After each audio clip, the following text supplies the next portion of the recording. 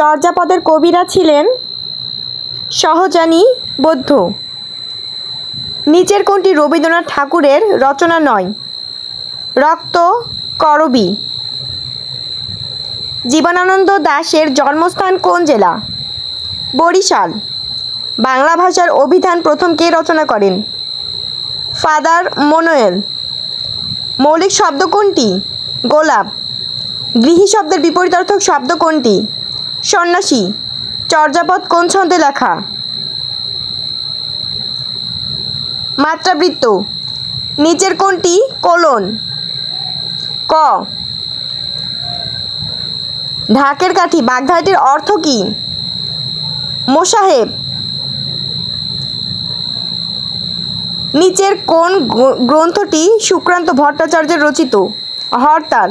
গীতাঞ্জলির ইংরেজি অনুবাদক কে? ডব্লিউ.বি. ইয়েটস। নিচের কোনটি অগ্নি এর সমার্থক শব্দ নয়? প্রজ্বলিত। তুমি আসবে বলে হে স্বাধীনতা সখিনা বিবির কপাল ভাঙল, এটি কোন বাক্য? মিশ্র বা জটিল। নীলদর্পণ নাটকের বিষয়বস্তু কী?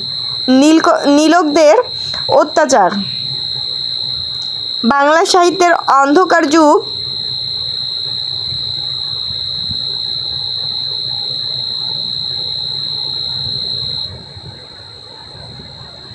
1201 থেকে 1350 পর্যন্ত।